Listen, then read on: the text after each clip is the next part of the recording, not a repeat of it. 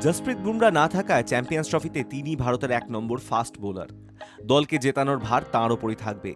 সেই মোহাম্মদ শামি স্বীকার করলেন ভারতের হয়ে আর খেলতে পারবেন কিনা তা নিয়ে সন্দেহ তৈরি হয়েছিল তাঁর মনে। নিজের ফিরে আসার পেছনে পরিবারকে ধন্যবাদ দিয়েছেন তিনি।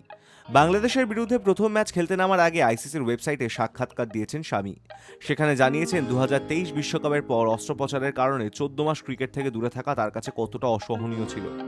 শামি বলেছেন, বিশ্বকাপে দারুণ ফর্মে থাকার পর হঠাৎই নিজেকে অস্ত্রোপচারের টেবিলে দেখতে পাওয়া, সেই ফর্মের পর চোট পাওয়া সত্যিই খুব কঠিন। প্রথম ২ মাস খালি ভাবতাম আর কি ভারতের হয়ে খেলতে পারবো।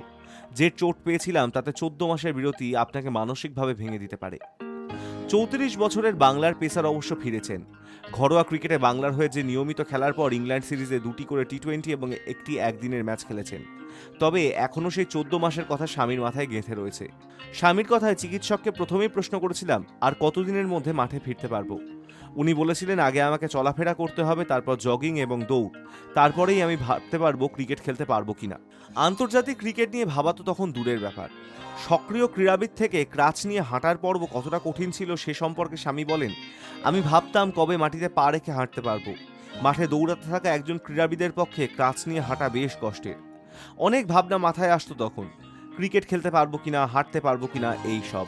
২ মাস পরে প্রথমবার মাটিতে পা রেখে স্বামীকে হাঁটতে বলেছিলেন চিকিৎসক। বাংলার পেসার তখন ভয় পেয়ে গিয়েছিলেন। স্বামীর কথায় ২ মাস পরে চিকিৎসকেরা বলেন মাটিতে আস্তে করে পা রেখে চলার চেষ্টা করতে। বিশ্বাস করবেন না, আগে কোনোদিনও মাটিতে পা রাখতে এত ভয় পাইনি। মনে হচ্ছিল প্রথমবার হাঁটতে শিখছি। ভারতের হয়ে খেলার অনুপ্রেরণাই তাকে আবার জাতীয় দলের জার্সি পরতে সাহায্য করেছে, এমনটাই মনে করেন মোহাম্মদ শামি। তাঁর কথায় দেশের জার্সি পরার এই ইচ্ছে এবং আবেগটাই সবচেয়ে বড় অনুপ্রেরণা। এটাই আমাকে চাঙ্গা করে রাখে। এর জন্য যন্ত্রণা সহ্য করা যায়। Hi news network.